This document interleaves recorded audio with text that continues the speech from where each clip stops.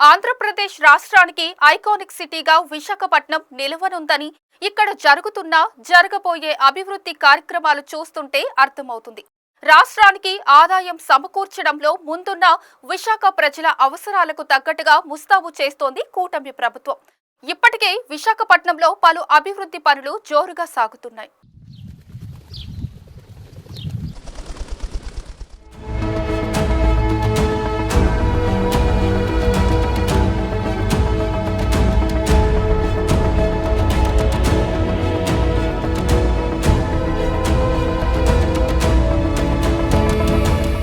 ఆరిలోవలో indoor stadium, railway zone కార్యాలయం, Anandapuram flyover, Bhogapuram విమానాశ్రయానికి రహదారులు వంటి కీలక ప్రాజెక్టులు రూపుదిద్దుకుంటున్నాయి. పర్యాటక రంగం, ఐటీ, ఆధ్యాత్మిక రంగాలపై దృష్టి సారించి విశాఖను తీర్చిదిద్దే ప్రణాళికలు సిద్ధమవుతున్నాయి.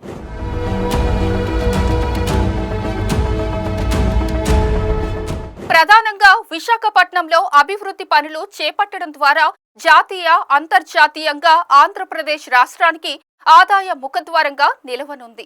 విశాఖ నగరంలోని ఆరిలోవలో 14 కోట్లతో ఇండోర్ స్టేడియం నిర్మాణం చేపట్టనున్నారు. ఇప్పటికే రైల్వే జోన్ కార్యాలయం పనులు ప్రారంభం కాగా, ఆనందపురం జంక్షన్ లో ఫ్లైఓవర్ నిర్మాణం, భోగాపురం విమానాశ్రయానికి 8 రహదారుల నిర్మాణం వంటి పలు కీలక ప్రాజెక్టులు రూపుదిద్దుకుంటున్నాయి. ఈ అభివృద్ధి పనులను విశాఖ ఎంపీ భరత్ ఎమ్మెల్యేలతో కలిసి అభివృద్ధి కార్యక్రమాల గురించి వివరించారు. తూర్పు నియోజకవర్గంలో ఆరిలోవలో మేము స్పోర్ట్స్ అథారిటీ ఆంధ్రప్రదేశ్ క్లియర్ చేసి 14 crores కి అక్కడ ఒక indoor sports facility, outdoor grounds stadium కోసము ఇక్కడ అప్రూవ్ చేసి పంపించాము. అది కూడా మంత్రి గారికి ఇస్తే అది ఖేలో ఇండియా కింద టేకప్ చేయమని కోరడం జరిగింది. గత 18 నెలల్లో ఎన్ని క్రికెట్ మ్యాచెస్ మనకి ఆంధ్రప్రదేశ్ కి విశాఖపట్నానికి వచ్చినాయి. దాని ముందు 10 సంవత్సరాల్లో లేకపోతే 5 సంవత్సరాల్లో ఎన్ని మ్యాచ్లు వచ్చినాయి మీరు చూడండి. అంటే ఎంత ఫోకస్డ్ గా ఇవాళ గవర్నమెంట్ స్పోర్ట్స్ మీద దృష్టి పెడుతుందో అదొక చిన్న ఉదాహరణ. సో ఇట్లా చాలా ఉంటాయి. స్పోర్ట్స్ ని, క్రీడాకారులను కూడా దృష్టిలో పెట్టి ఎక్కడైనా సరే నెగిటివ్ ఎలిమెంట్స్ అనేది సొసైటీలో ఉంటాయి. 1-2 నెలల్లో రైల్వే జోన్ కార్యాలయం ప్రారంభంతో పాటు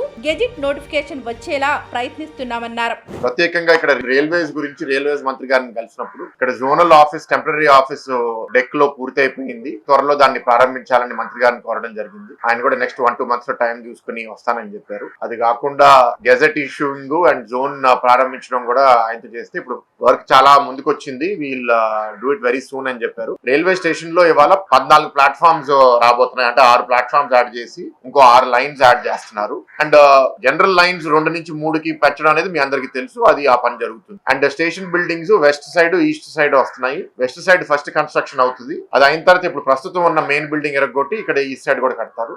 ఎంపీ భరత్ ఆనందపురం జంక్షన్ లో వాహనాల రద్దీని తగ్గించేందుకు ఫ్లైఓవర్ నిర్మాణం చేపట్టనున్నట్లు తెలిపారు. ఇప్పటికే దీనిపై నేషనల్ హైవే అథారిటీ అధికారులు ప్రణాళికలు సిద్ధం చేస్తున్నట్లుగా తెలిపారు. భీమిలి నియోజకవర్గంలో ఆనందపురం జంక్షన్ ఇప్పుడు ఏదైతే హైవే వెళ్తుందో అక్కడ ఫ్లవర్ మార్కెట్ వల్ల ఆనందపురం జంక్షన్ నుంచి హైవే ఎక్కడానికి చాలా ఇబ్బంది అవుతుంది. మొన్న చంద్రబాబు నాయుడు గారు వచ్చినప్పుడు గంటా గారు, మేము, నారాయణ గారు కూడా కూర్చుని దాని మీద విశ్లేషించాము. NHAI దానికి ఒక డిజైన్ ఇప్పుడు అప్రూవ్ చేసింది. ఒక 5 ఆప్షన్లు స్టడీ చేసి కిందకి వెళ్లకుండా డైరెక్ట్ గా ఒక ట్రంపెట్ ద్వారా అటువైపు వెళ్లే ట్రాఫిక్ కి పైన హైవే నుంచి కనెక్ట్ చేస్తారు. అది ఫైనలైజ్ అయ్యి they will begin the work. It will take about 18 months అండి. ఇప్పుడు VMRDA ఎయిర్పోర్ట్ కనెక్టివిటీ కోసం ఒక 8 రోడ్లు చేస్తుంది. ఆ 8 రోడ్లు చేయడానికి what ever land acquisition issues and all we have discussed and we will resolve. Next ఏంటంటే ఈ రోడ్లు పూర్తయిపోయిన తర్వాత ఇప్పుడు బైపాస్ నేషనల్ హైవే కి యాక్సెస్ లేదు. సో దానికి గడ్కరీ గారిని కలిసి ఇది ఎయిర్పోర్ట్ కి చాలా క్రూషియల్ కాబట్టి ఆల్రెడీ ట్రావెల్ టైం గంటంబావు కన్నా అది ఎక్కువ వెళ్తే ఇబ్బంది పడతారు కాబట్టి యాక్సెస్ కంట్రోల్ లో మాకు ఎట్లాగైనా 1 or 2 లొకేషన్స్ లో అయినా యాక్సెస్ ఇప్పించమని కోరడం జరిగింది. ఆయన కూడా I'm not sure if it will be possible, but design మేము స్టడీ చేస్తామని చెప్పారు.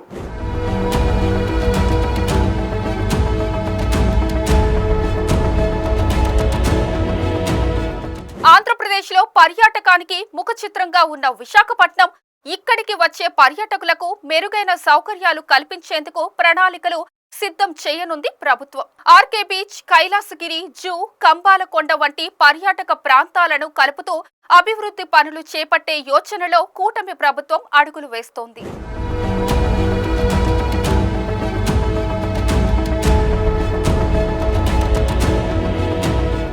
గత ప్రభుత్వ పాలనలో పెట్టుబడిదారులు విశాఖలో పెట్టుబడులు పెట్టడానికి భయపడ్డారని, కానీ కూటమి పాలనలో విశాఖ ప్రశాంతంగా అభివృద్ధి చెందుతుందన్నారు. తాము సంపద సృష్టి అభివృద్ధిపై దృష్టి సారించామని, విశాఖను టూరిజం, ఐటీ, స్పిరిచువల్ హబ్ గా తీర్చిదిద్దుతామన్నారు. ఏదైతే ఈ రోజు విశాఖపట్నం అనేది సర్వేయంగా అభివృద్ధి చెందుతుందో దానికి తోడు సైమల్టేనియస్ గా ట్రాఫిక్ కూడా పెరుగుతా ఉంది.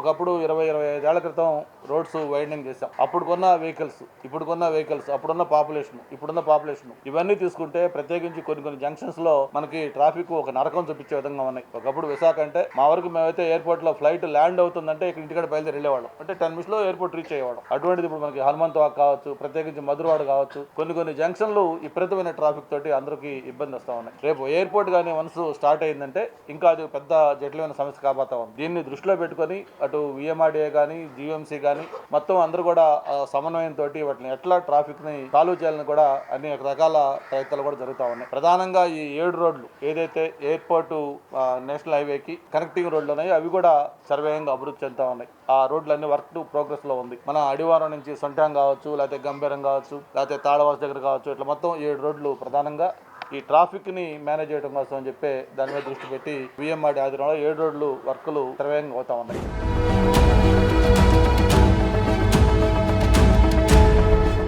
ఎంతో మంది ఆకలి తీరుస్తున్న అన్న క్యాంటీన్లు త్వరలో మరికొన్ని ప్రారంభమవుతున్నాయన్నారు. విద్యుత్ ఛార్జీలు తగ్గడంతో పాటు తాగునీటి సమస్య పరిష్కారానికి భారీ పథకం చేపడుతున్నామన్నారు. తాగునీటి సమస్య లేకుండా కణితి నుంచి ఆరిలోవ మీదుగా మధురవాడకు 595 కోట్లతో మంచినీటి పథకం నిర్మిస్తున్నామన్నారు. విశాఖపట్నంలో చేపట్టిన అభివృద్ధి కార్యక్రమాలను వివరించారు. అలాగే జిల్లాకు త్వరలోనే మరికొన్ని కంపెనీలు, పరిశ్రమలు వస్తాయంటున్నారు కూటమి నాయకులు.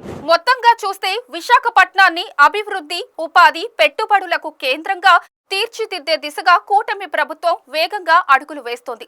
మౌలిక సదుపాయాల విస్తరణతో పాటు పర్యాటకం, ఐటీ, ఆధ్యాత్మిక రంగాలపై ప్రత్యేక దృష్టి పెట్టడం వల్ల విశాఖ రాష్ట్ర ఆర్థిక ఎదుగుదలకు కీలక పాత్ర పోషించనుంది.